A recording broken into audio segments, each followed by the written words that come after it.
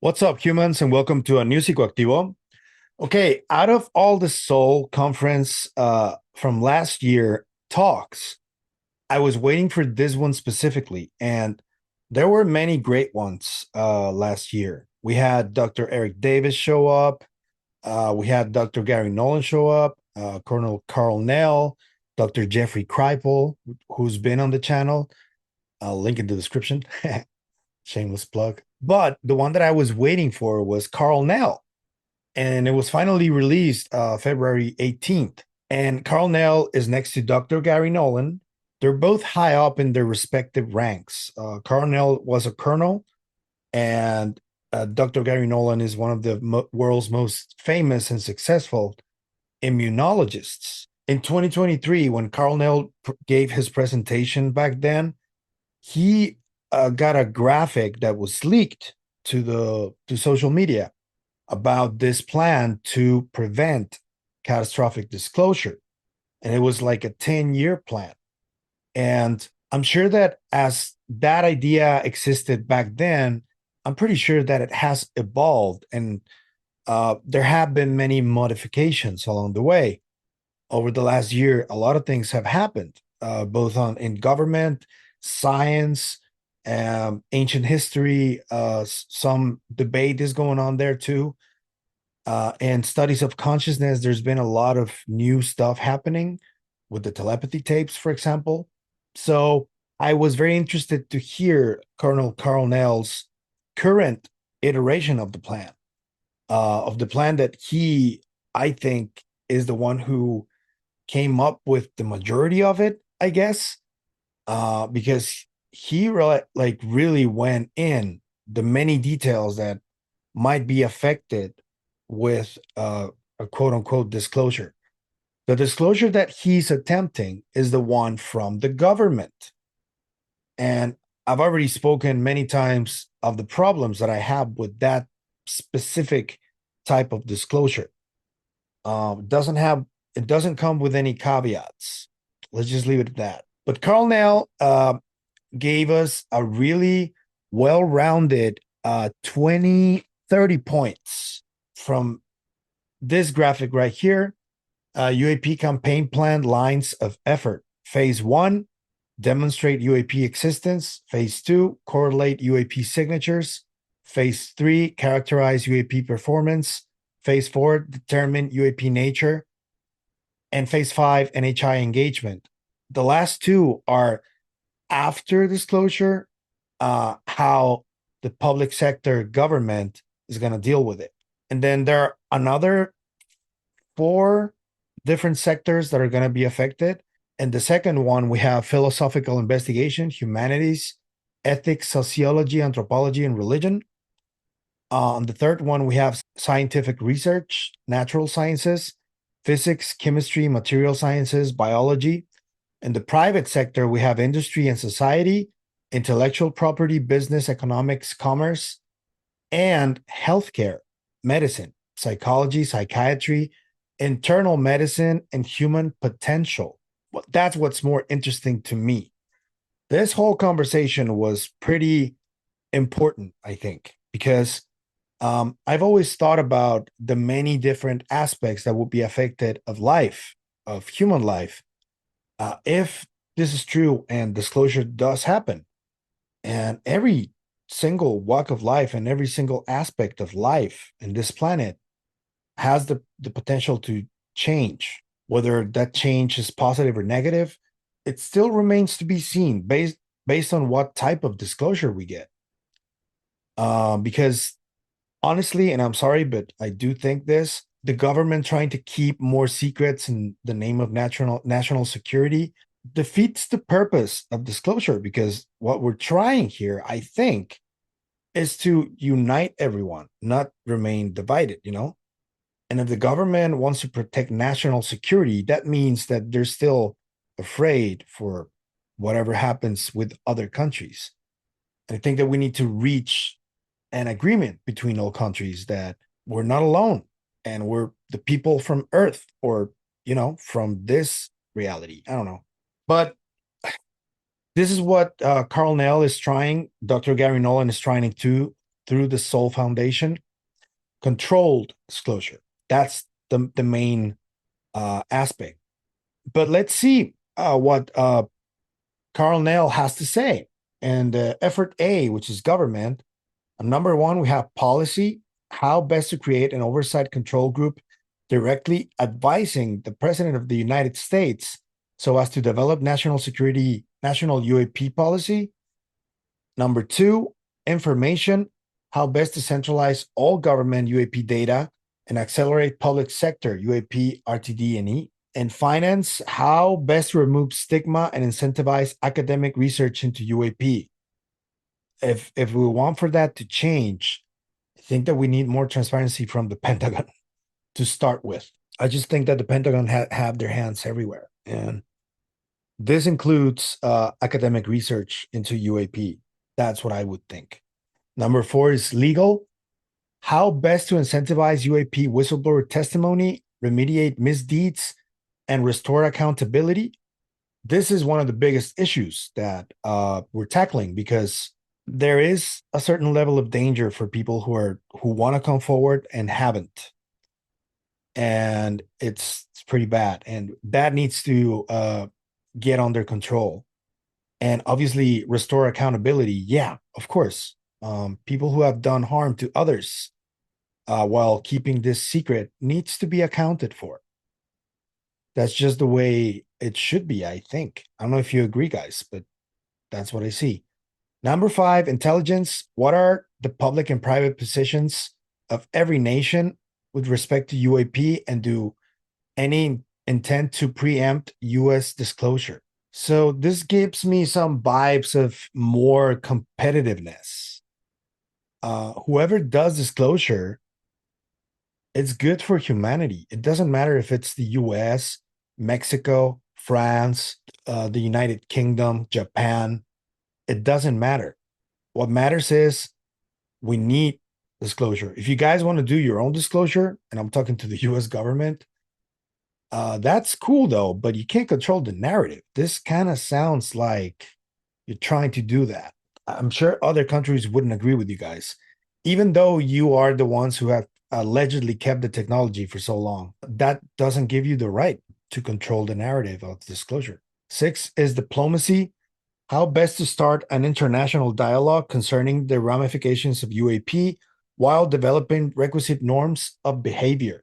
Yeah, that's a good idea, but if you want to know if any country wants to preempt US disclosure, doesn't that kind of negate number six for you guys? Because you guys are not respecting just regular rules of behavior by doing this. It should be equal terms for everybody. Nation superiority over others is a concept that needs to end, or it needs to evolve to a more inclusive type of behavior. That's what I think. That's one of the biggest issues right now. What has us on the brink of war every fucking 10 years. This concept of having superiority over the other country. It's primitive. Line of effort B, humanities. Administration is number seven. How best to train new scholars focused on UAP, TUO, and NHI. So this was very interesting from Nell. He proposed a system to do this and try to avoid many of the stigmatization of the topic. And I think this is very important because in school, it's gonna have to start being implemented in schools, this type of education.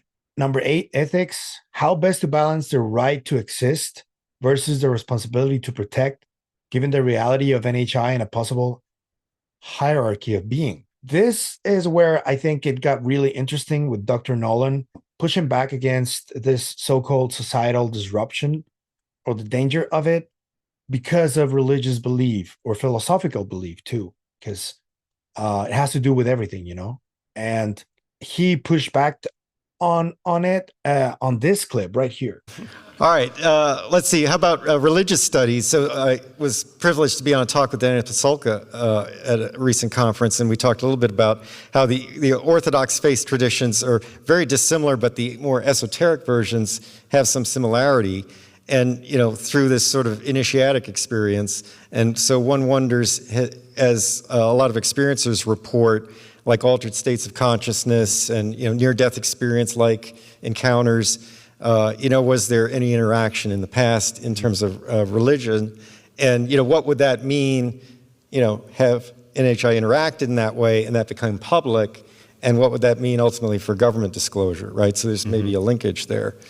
Well, you could imagine the legs of, if certain legs of certain religions get pulled out from underneath them, there would be considerable accusations of heathenism.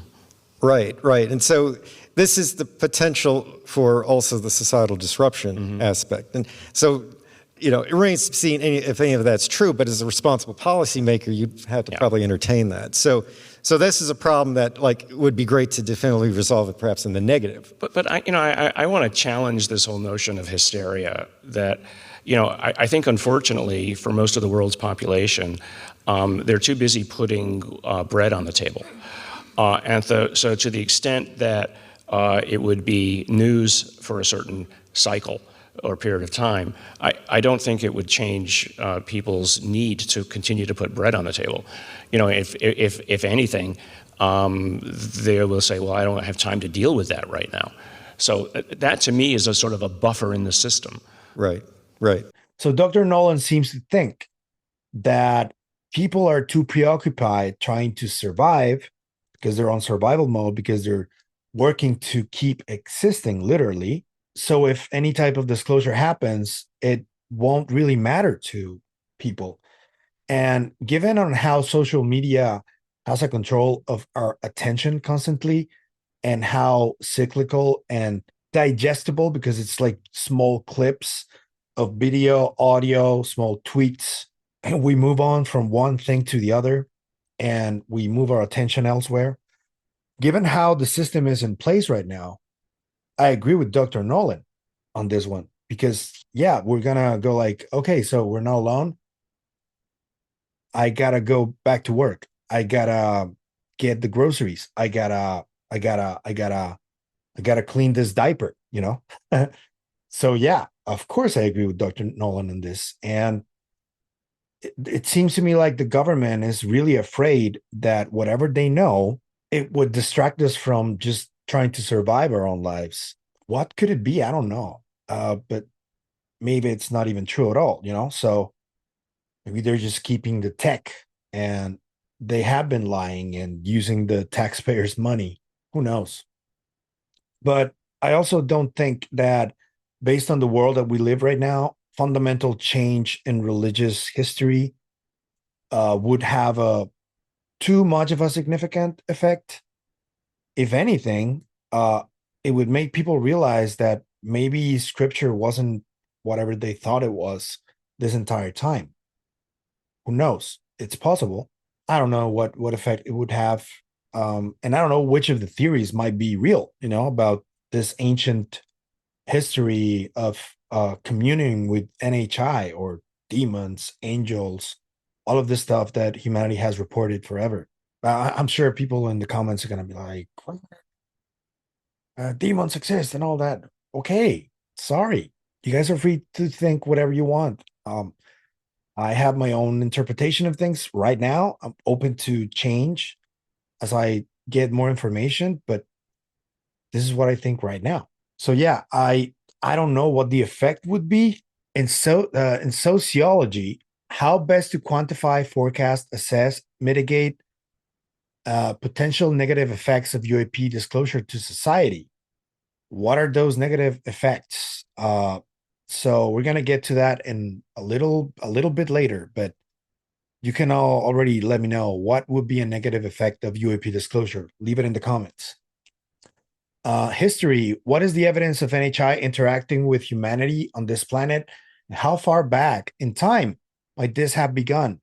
So we go back to the Sumerians and reporting constantly on the Nazca mummies' bodies. there's a lot of different history that many consider alternative history or therefore not true, but it exists. And that's the reason I had, for example, Mr. Timothy Alberino on the show, because he's studying a part of what he thinks is history that may have happened, or maybe it hasn't. But that whole story about the giant of Kandahar, that's really fascinating. And he allegedly interviewed people who were on that team and saw something physically. So that one puzzles me. And we need to look at more of that potential evidence, testimony, physical evidence with the Nazca mummies, and just like be open to the idea that we may have to change some things based on the new evidence, you know.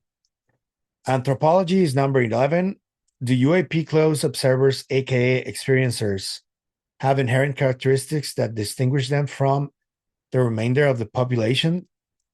This one is kind of weird, I'm not gonna lie, because so what if they're different than others? We all live in the same planet. We need to get along. Next one. 12 is religious studies. What effects have NHI had on world religions historically? And would public realization be projected to have post disclosure? And this is where Dr. Nolan spoke about this societal disruption. He challenged it, which was a good idea, I think. Line of effort C, natural sciences.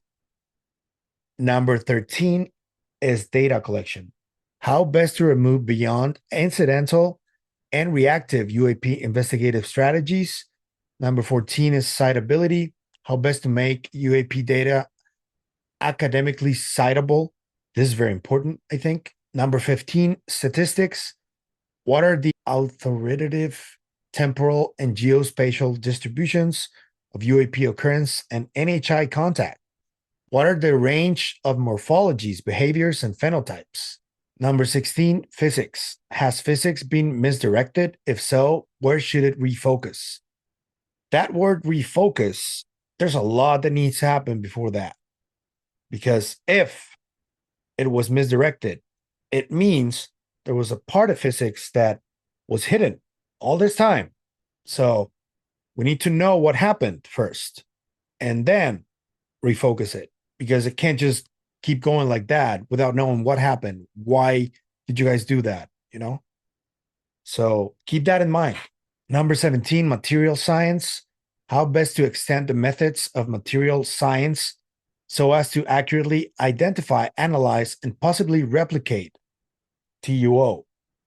Okay, so this one is part of what I've been talking about for a while now, since like November, when I first caught on to the efforts being made by scientists and corporations, economic efforts, and even people came out in the public and started talking about this stuff more openly. I've had Missile Man on the show twice already talking about this type of stuff.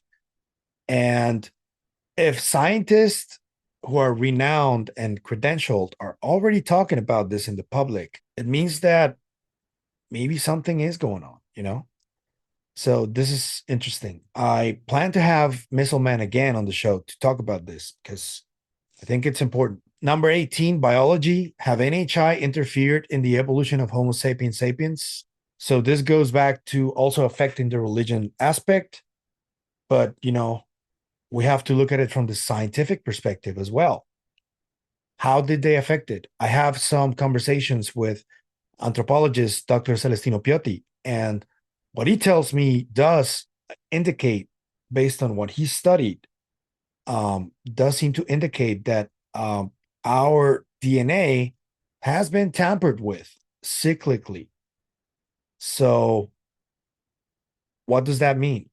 From a scientific standpoint, what happened? How did our DNA was change, and what made it change? Other type of DNA? What type? You know, that's an example that I'm line of effort D, industry and society. Number 19 is political advocacy. How best to synchronize efforts of the pro UAP disclosure movement.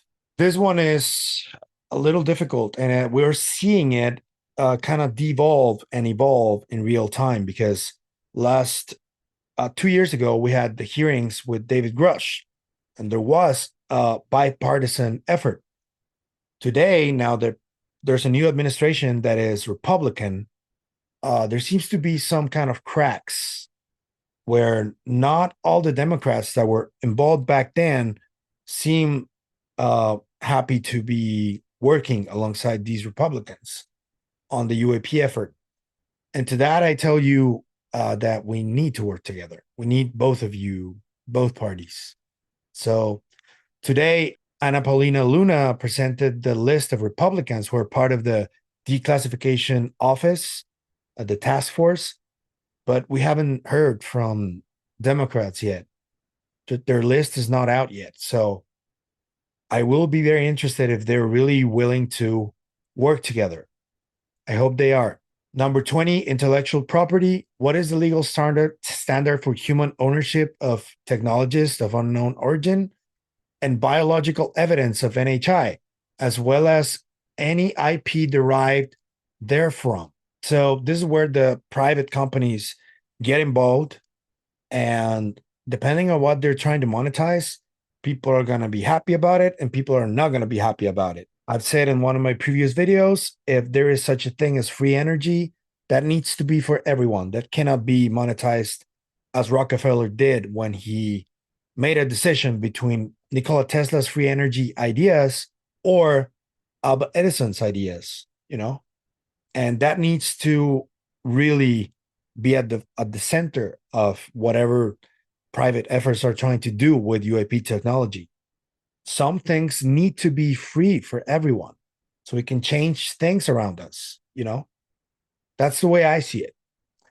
Number 21, business. How best to incentivize public-private collaboration in the reverse engineering of technologies of unknown origin and the examination of NHI.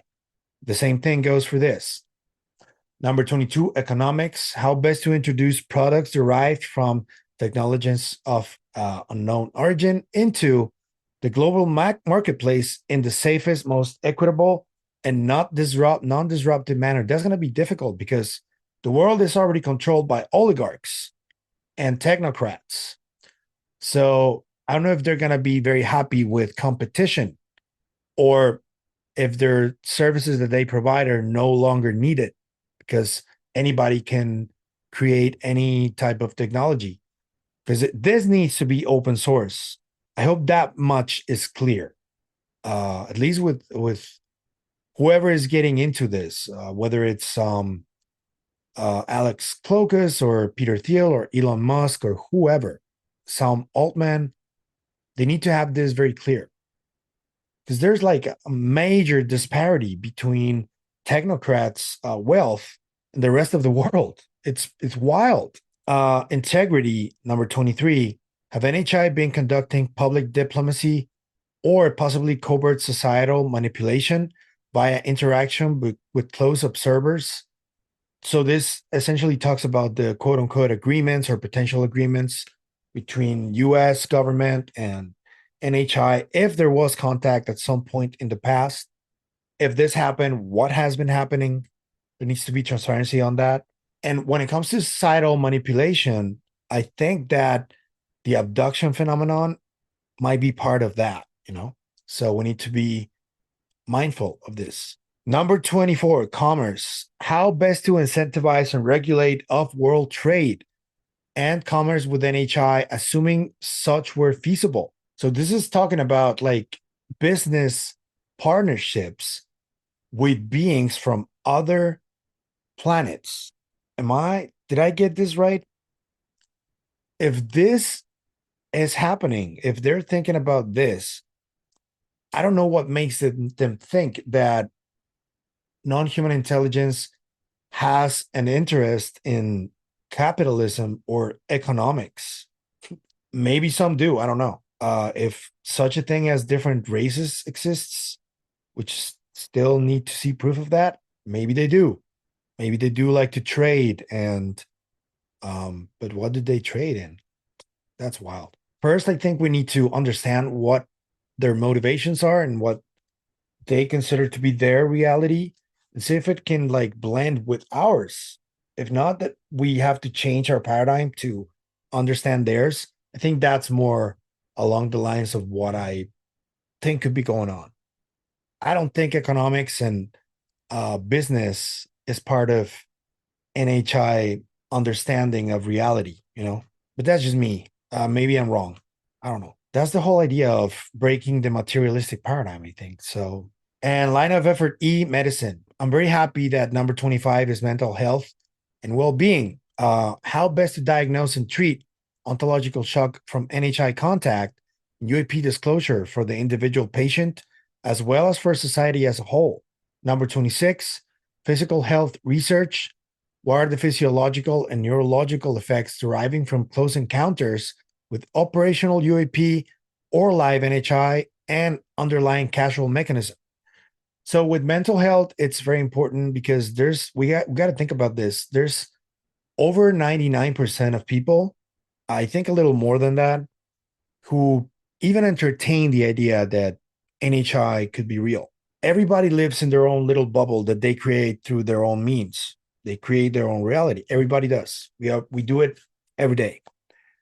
And whatever reality they created, this other reality doesn't fit in theirs. And when that happens, the bubble is broken.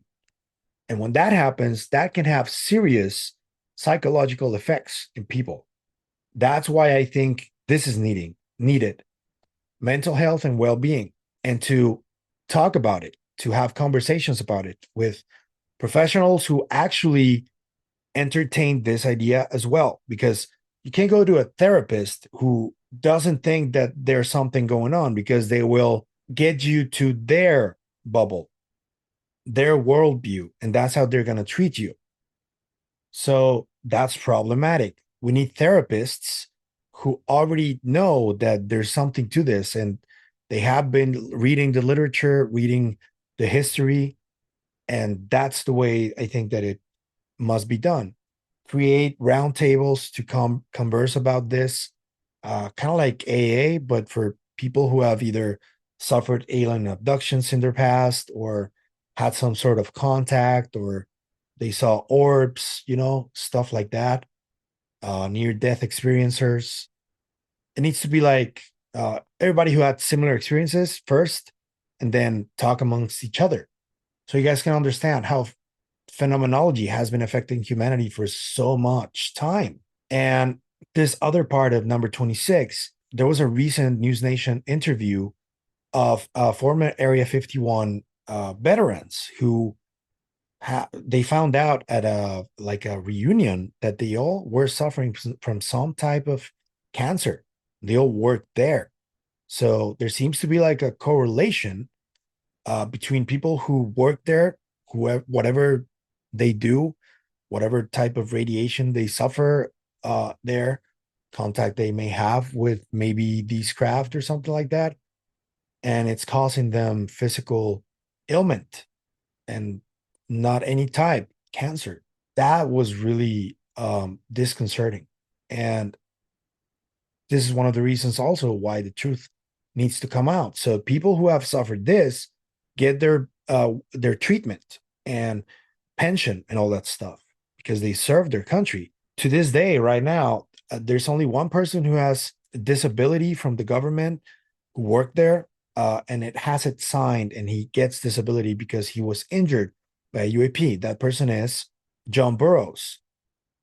And I think that there's a lot of people going through that, and they need to be taken care of by their government. So yeah, that is one of the aspects that is going to help a lot. Number 27, physical health treatment. How best to diagnose and treat adverse health effects from UAP close encounters, AHI, purported phantom pregnancies, and possible alien implants. That's wild. And this is all physical science, like material science stuff that people have actually reported. Number 28, exceptional experience research. How best to categorize exceptional or high strangeness experiences and determine causal mechanisms. This is something that I've spoken to Dr. Alex Gomez Marin about, because him and Kurjai Mongol created a UAP taxonomy for the different type of phenomena that exists. And this is very much in that vein. And there are many efforts going on right now trying to understand what can be considered high strangeness, exceptional, and what might be the reason that these phenomena are taking place. And that's really interesting. There's a lot of literature about that. So yeah, number 29, human potential research. What is the liminal boundary between physical brain, conscious and subconscious mind, and super or collective unconscious? And I think this is where the telepathy tapes come in. Dr. Greenberg's work comes in. This whole psionics concept comes in. And I think it's very, very important. And number 30 is in the same vein with human potential training. What are the most reliable identification, assessment, and training mechanism for investigating and developing extraordinary human potential? And this should be number one overall for me, because we still don't understand the full extent of what we can do and what we mean to the experience of reality.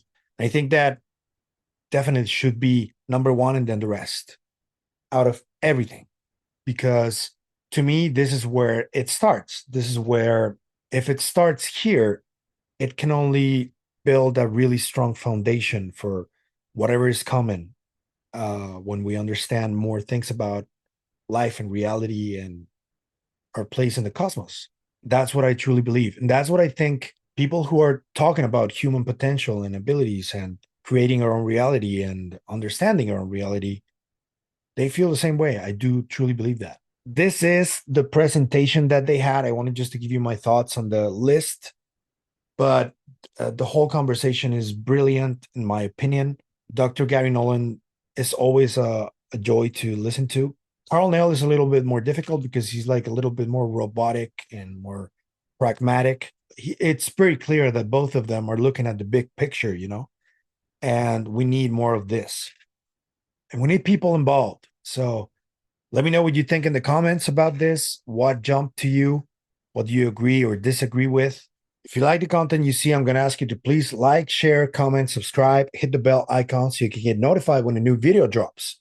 If you want to support the channel in any other way, I'm going to leave you links in the description. Thank you for your support.